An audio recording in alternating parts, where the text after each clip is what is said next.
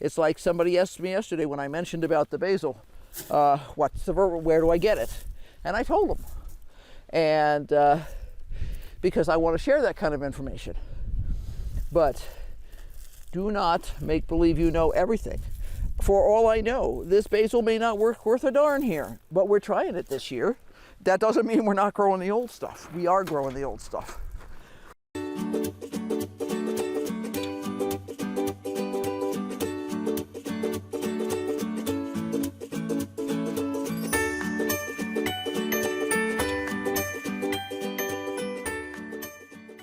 As you saw me shake some seeds off, that's the old stuff. That's the traditional Genovese that we've been growing here for, gosh, I don't know, 14 years or something.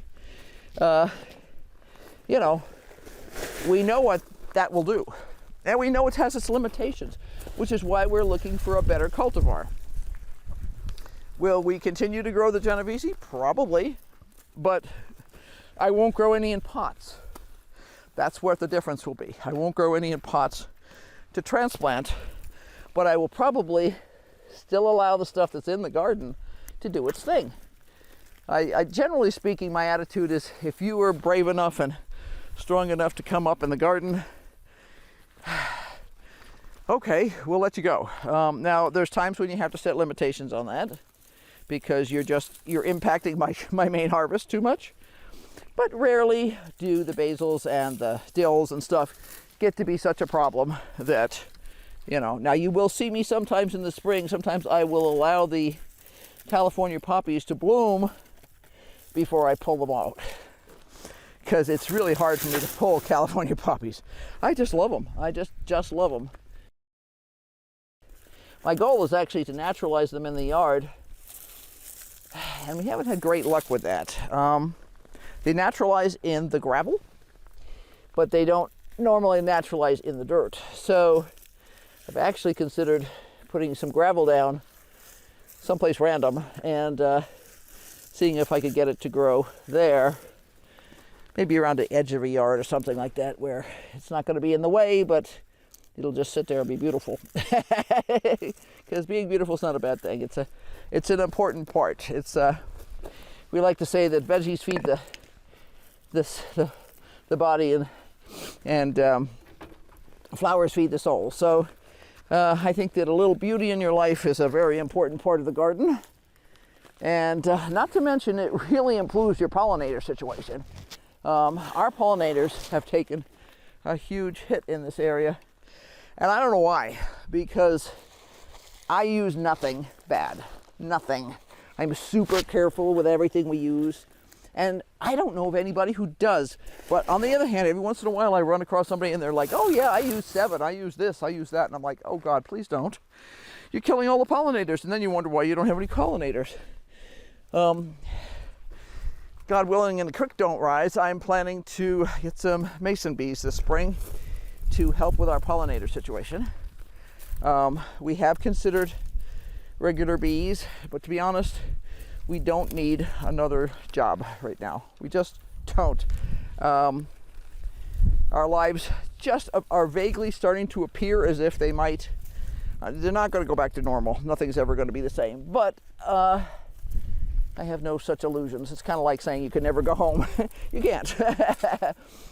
You know, what you loved when you were a kid is going to be different than what you loved as an adult. And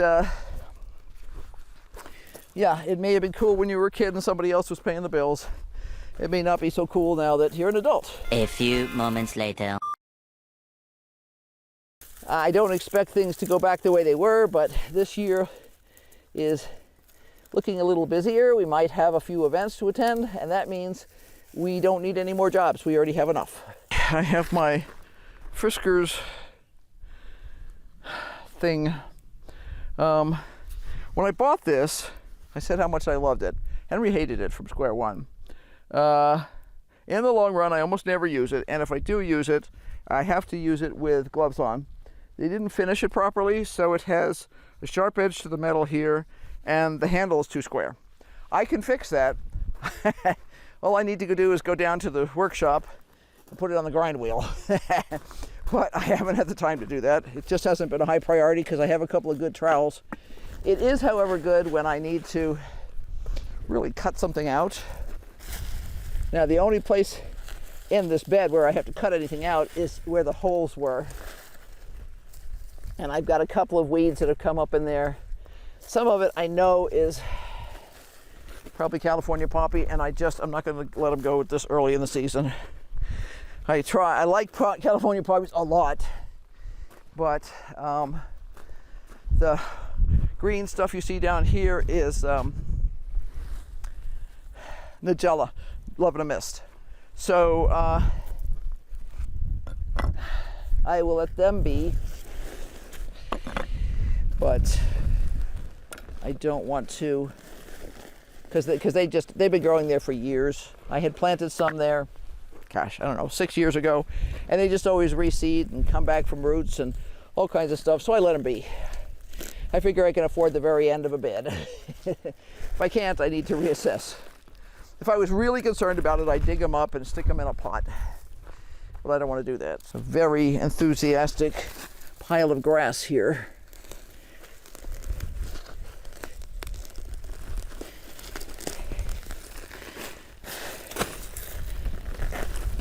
One of the reasons I wanted to get out here this morning is because we've had enough precipitation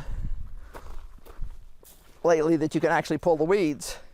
I was chatting with somebody at the farmer's market yesterday, and they said, "Oh, you mean the ground is damp enough that you don't have to water the weeds first before you can pull them?" And I laughed, and I said, "Oh, you can tell you're a local." And she laughed back. She's like, "Yeah." She said, "We probably never would have believed that when we first moved here, because they are originally from Michigan, I think." And yeah, she'd never seen anything like that until she moved here. But the ground gets so hard that you can't pull the weeds. Now what I'm trying to do here is I'm trying to get all these little seed pods, and I know I'm not going to get them all, but I've decided I don't want them growing here anymore, so that means I have to do something.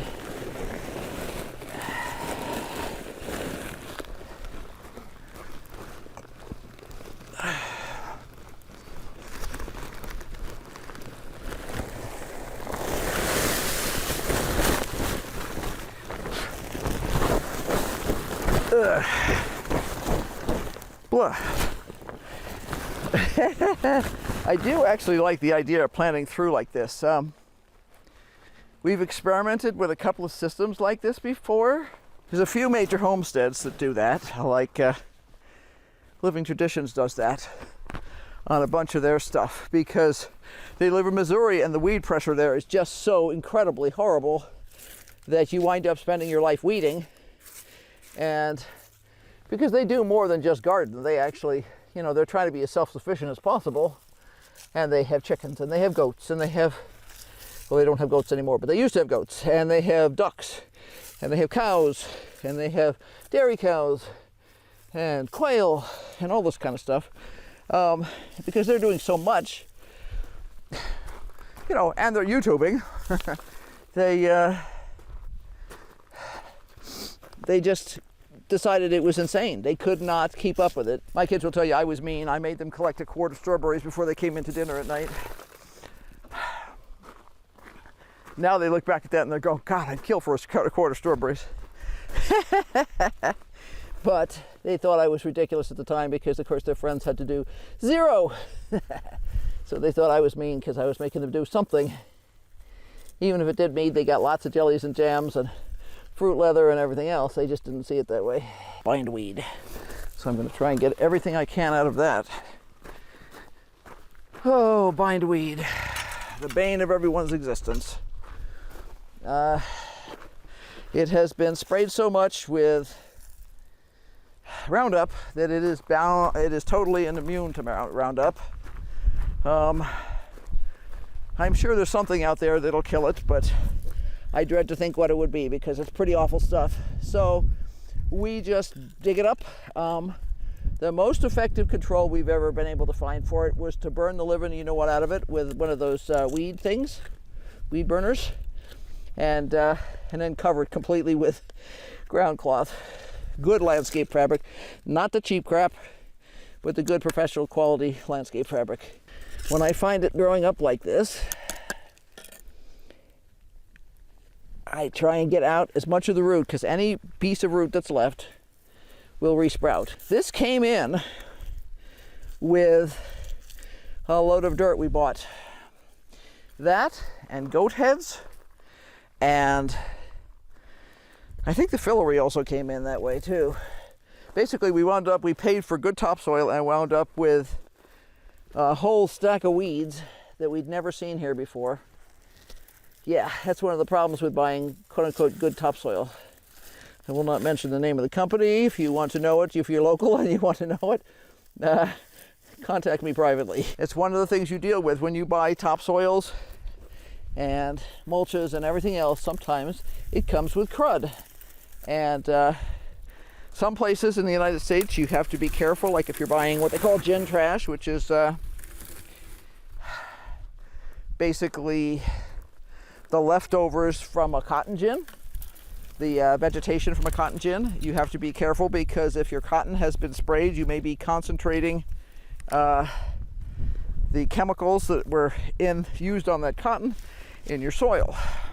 Something that's really serious to think about. Some people kind of blow it off. I can't blow anything like that off, because my goal when I'm growing in my garden is to have the best quality, freshest, cleanest, and by clean I mean as chemical free as possible.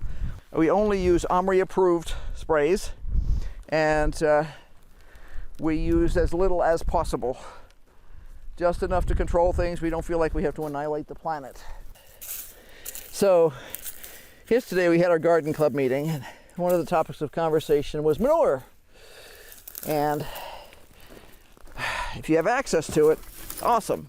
However, be careful where you get it from. We actually knew somebody locally here who killed their worm farm with fresh horse manure because the stable had just wormed the horses. And the poison that was used to kill the worms in the horses, of course, comes through in the manure, and it killed their worm farm. Pretty much all farm animals have to be wormed at some point. There's a certain amount of natural worming deworming you can do. There are things you can feed them, but as a few of the homesteaders out there can tell you who have managed to kill entire herds of sheep and goats by not worming properly. Yeah, it depends on where you live and how you're managing your pests as to what is necessary. And if you are keeping your animals in a small area, which many homesteaders are forced to do because of the environment they live in, you have to be careful that you don't wind up with a heavy enough pest load on your animals that it actually kills them. So we were talking about the fact that you could kill your worms with dewormed horse manure. And we talked about bunny rabbits, which are awesome because you can use that fresh from the rabbits. Horse and cow should both be composted. We were lucky a number of years ago to have acquired multiple truckloads of well composted, I mean like 2 or 3 year old composted horse manure.